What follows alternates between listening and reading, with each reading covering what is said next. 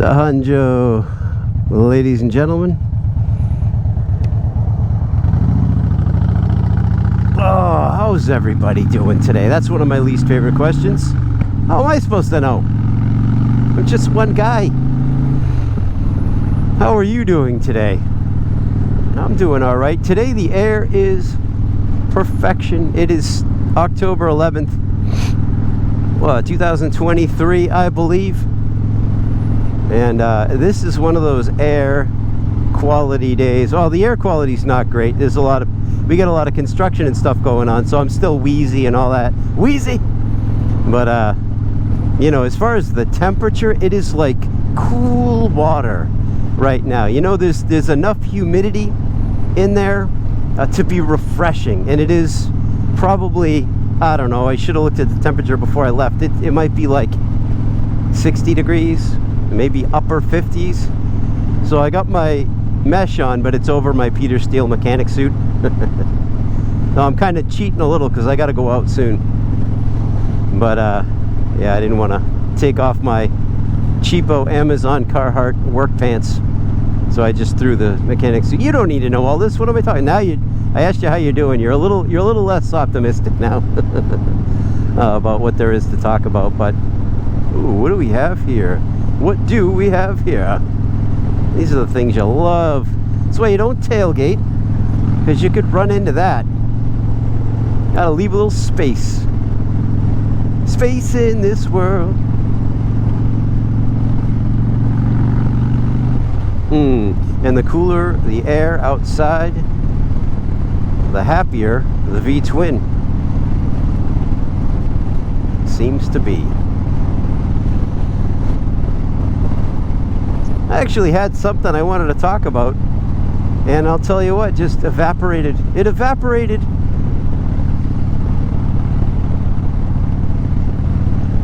My brain must be a-boiling. So anyway, you guys fans of Mike Rowe at all?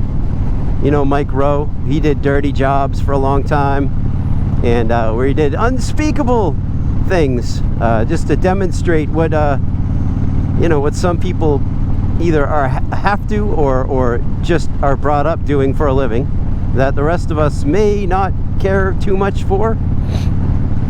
And yeah, he's been on was he in a canoe in the middle of like a sewage treatment plant or something like that?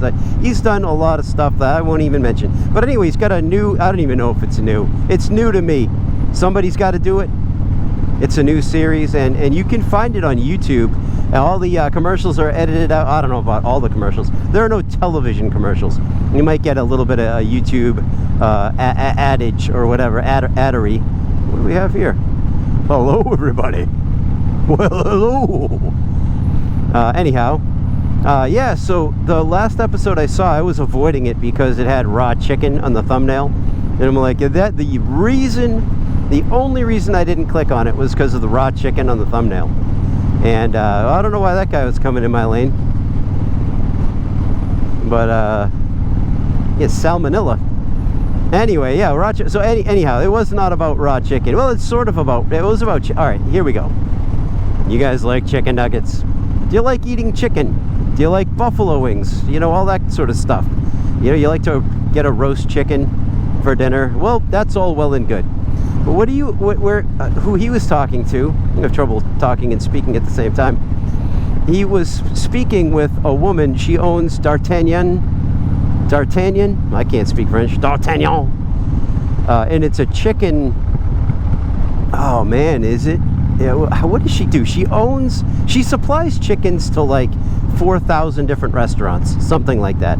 But, you know, one of the farmers, or the farmer that she uses for her chickens is a Mennonite. It's a Mennonite family, you know, in a Mennonite community in Pennsylvania. They're like Amish with tech, you know, Amish with a light switch. And, you know, super cool people, very, very devoted to what they believe, and very, very cautious about the outside world. So where the Amish are they guard their traditions really, really closely to try to keep those traditions alive for generations and generations. The Mennonites will adapt, you know, and so they'll vet current technology for a while before they'll before they'll adopt it. But if they've vetted it for a good long while and it doesn't seem like it will be disruptive to their culture and their traditions, then they'll embrace it. So they have, you know, stoves and you know, machinery and things like that, and lights, electric lights. So that's just maybe a little bit of a difference that I wasn't aware of or had forgotten until I watched this episode. But anyhow, yeah, the Mennonite man, I don't remember what his name was, but his farm grows the chickens that she uses, and so she feeds them different kind of food. It's like the table scraps or like scraps, vegetable scraps and whatnot from her French restaurant that she has. So it's very high end. She gets scraps from, actually, I think it's about 4, at least his farm, 4 different high end French restaurants. And you know, the chickens eat that, and they grow up, you know, totally, I mean, cage free. There is not a cage in sight, you know, like they're just out in the wide open. And I think maybe they go in at night, but yeah, they just hanging out the property, just getting happy, you know. They're living life until the end, which is pretty nice. And the chickens are, well, anyway, Mike was, I don't know if he was skeptical, but he did a blind taste test. You know, she showed him the whole, and the Mennonite farmer, they've been vetting Mike Rowe for a while, and they figured, you know, after seeing the way he conducts himself and the way he talks about the people that he interviews and whatnot, that he is a trustworthy person. So they didn't just invite him to the farm, they invited him into their home, you know, and to use their personal stove. So this French chef, you know, and Mike and his camera crew went into this Mennonite family's home, where she prepared a beautiful French meal for everyone involved. And he did a blind taste test, the Mennonite chicken versus, you know, a good, you know, regular old chicken that you get in the supermarket. And let me tell you, it was unanimously night and day. He had no trouble whatsoever discerning which chicken was the better chicken.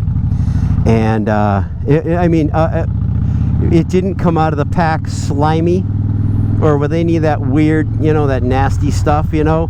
It was like a slightly different shape because the bird was in better shape, because it was like a bird that like lived real life. And yeah, the chicken was absolutely, you gotta watch that there. When people leave a gap, sometimes someone shoots out.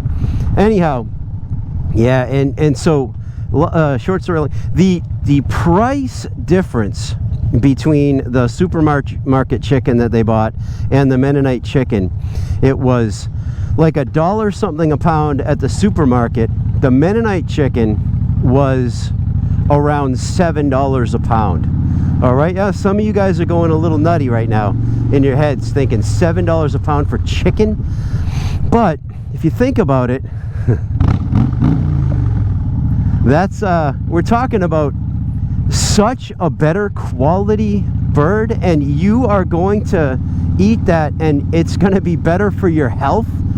You know, you pay a little more but you eat a lot better, or you pay a lot more but you eat a lot better. You're going to finish what's on your plate because it was $7 a pound. It tastes a lot better, you know, if you cook it properly. And so it's, you know, it's kind of worth the money. It's a better cut. And what their very long-term goal of this woman is just to have better chicken. She's like, this is how it is in France. This is what they eat. My grandmother fed her chickens this way. The chickens always tasted great. You come to America and the food is crap. And look how we raise it, right? Look what we feed it. And look at the health of our people. You know, people come, like a lot of my friends from Korea come over in fit, tip-top shape, you know, and you get that American living and it's just debilitating.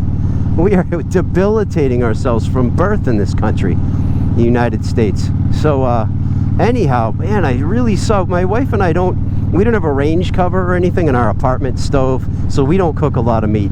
But, you know, there's something to be said for purchasing you know, a chicken, if you're not going to kill it yourself, that, you know, was raised properly, fed properly, lived properly, and died properly. You know, and then you prepare it properly and eat it and enjoy it, you know, and then you walk to work or do whatever. Even if you don't walk to work, just eat better, you know. And we allow such a low bar for what we put in our bodies. It's absurd what we'll allow into our bodies. And isn't it time to demand higher quality food, you know? But, you know, in America, the people up top, in the United States, I should say, I don't know how it is in Canada, the people up top are fixing to make as much money as they possibly can. And, you know, you can't become Daddy Warbucks or Ebenezer Scrooge by, you know, keeping everything on the level. You know, you got to rake it in, and that comes at a cost. Everybody else pays the cost, whether it's, you know, sometimes financially, but even if it's not financially, you're paying with your health, you're paying with your peace of mind, you know, and all that sort of stuff. And your ethical level, you know, when you're raising animals just in horrible ways, killing them in horrible ways, and then preparing them horribly, and then loading your people full of it. You know, maybe it's time, you know, once in a while, get the better chicken. Once in a while, get the better cut of meat, and forget the fast food, you know, and see if it doesn't make a difference. Yeah, I don't know. Anyway, that's what I was thinking. Oh, and then, yeah, it was great. It was a Mennonite family, so, you know, guess who got stuck with the dishes after? Oh, Spike Rowe. You know, nobody's exempt. You know, everybody works and everybody's happy. You know, doing the chores, good opportunity for conversation, and, you know, you're working elbow to elbow with somebody. And that's how you build relationships. That's how you build devotion and love and a sense of community. And that's working for those Mennonites, I'll tell you. At least the ones I saw in the program. And you know, I think it's probably a good idea for us too. So anyway, guys, that's all I got for you today. And I will talk to you guys soon. And in the meantime, yeah, be good to yourself. And say something nice to somebody today. You hope, you know, someone you know, not some stranger.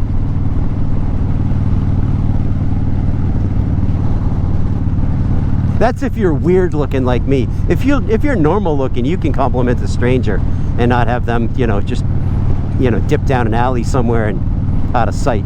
All right, guys, Matt the Greeter. I'll talk to you soon. Tiniest gazebo ever. Bye.